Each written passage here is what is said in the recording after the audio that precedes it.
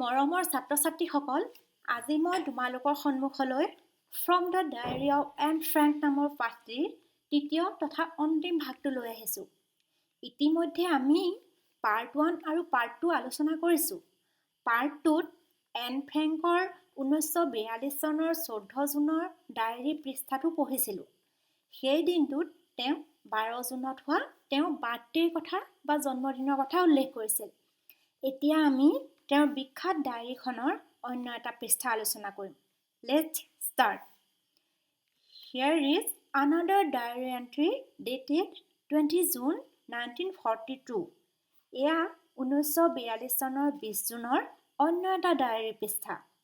অৰ্থাৎ এন ফ্ৰেংকে 1942 চনৰ 20 জুনত ডায়েৰীত কি লিখিছিল আমি পঢ়িবলৈ পাম।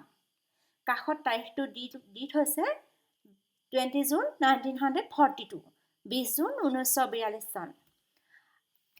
I haven't written for a few days. মই কেইবাদিনো লিখা নাই। Because I wanted first of all to think about my diary.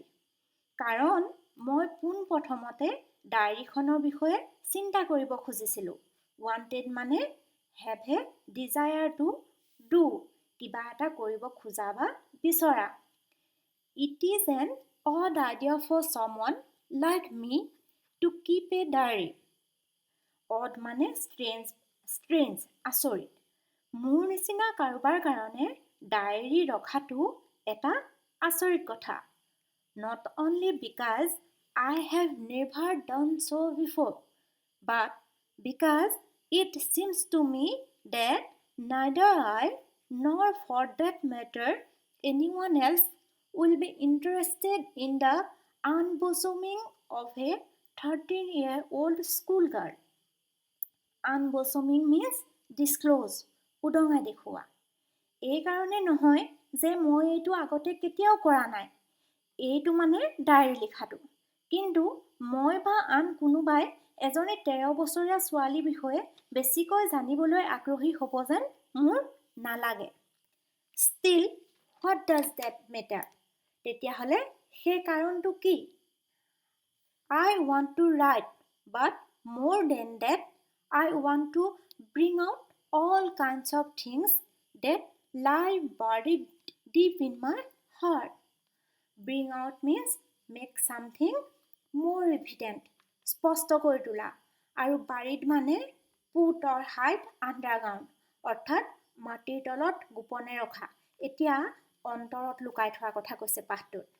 মই লিখিবলৈ বিচাৰোঁ, তাতোতকৈও মই মোৰ অন্তৰত লুকাই ৰখা সকলো কথা বা বস্তু স্পষ্টকৈ উলিয়াই দেখুৱাব খোজোঁ।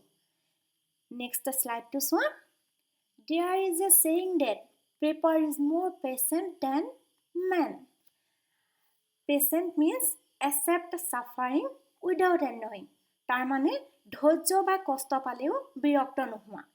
এষাৰ কথা আছে যে মানুহতকৈ কাকত শ্ৰেষ্ঠ। It came back to me on one of my slightly melancholy days. Melancholy means sad বা বিষণ্ণ। এটা বিষণ্ণ দিনত এইটো মোৰ অনুভৱ হৈছিল বা মোলৈ আহিছিল। While I sat chin in hand, feeling too bored and limp even to make up my mind whether to go out or to stay at home. Limp মানে lacking internal strength, মানসিকভাৱে দুৰ্বল হোৱা। আৰু মেকআপ মানে manage কৰা, চম্ভালি লোৱা বা বুজাই লোৱা। যেতিয়া থুতৰিত হাত দি মই বহি আছিলোঁ আৰু ইমানেই মানসিকভাৱে দুৰ্বল আৰু ভাগৰুৱা হৈ আছিলোঁ যে ঘৰতেই থাকোঁনে বাহিৰলৈ যাওঁ থিৰাং কৰিব পৰা নাছিলোঁ। Yes, there is no doubt that paper is patient, and as I don't intend to show this cardboard cover notebook. আৰু doubt means uncertain, সন্দেহ বা অনিশ্চিত। হয়, তাত কোনো সন্দেহ নাই যে কাগজ শ্ৰেষ্ঠ আৰু মোৰ নোটবুকখন কাকো দেখুওৱাৰ অভিপ্ৰায় মোৰ নাই। Intent মানে প্লেন বা অভিপ্ৰায়। Bearing the proud name of diary to anyone, unless I find a real friend, boy or girl, probably nobody cares. কৈছে যে সম্ভৱতঃ কোনেও গুৰুত্ব নিদিয়ে। ল'ৰাই হওক বা ছোৱালী, যেতিয়ালৈকে মই এজন প্ৰকৃত বন্ধু নাপাওঁ, এই গৌৰৱপূৰ্ণ ডায়েৰী নামটোৰে সৈতে মোৰ নোটবুকখন কাকো নেদেখুৱাওঁ। And now I came to root of the matter. The reason for my starting a diary. It is that I have no such real friend. এতিয়া root means the basic cause, মূল কাৰণ। এতিয়া মই diary লিখাৰ মূল কথাটোলৈ বা কাৰণটোলৈ আহিছোঁ, সেইটো হৈছে মোৰ কোনো প্ৰকৃত বন্ধু নাই। The next slide to show. Hence, this diary, in order to enhance in my mind's eye the picture of the friend for whom I have waited so long. Enhance মানে increase বা বঢ়োৱা। মই বহুদিন ধৰি অপেক্ষা কৰি থকা মোৰ বন্ধুৰ ছবিখন মই সেয়েহে মোৰ মনৰ চকুৰে ডায়েৰীখনতে দেখিছোঁ। I don't want to set down a series of bald facts in a diary like most people do. এতিয়া bald মানে not having any extra detail. বেছিকৈ বা বঢ়াই চঢ়াই। বেছিভাগ মানুহে বহুত কিবা কিবি লিখাৰ দৰে ডায়েৰী লিখিবলৈ মই নবহোঁ। But I want this diary itself to be my friend, and I shall call my friend Kitty. কিন্তু ডায়েৰীখন নিজে মোৰ বন্ধু হোৱাটো বিচাৰোঁ আৰু মই মোৰ বন্ধুক কিটি বুলি মাতিম। No one will grasp what I am talking about if I begin my letters to Kitty just out of the blue.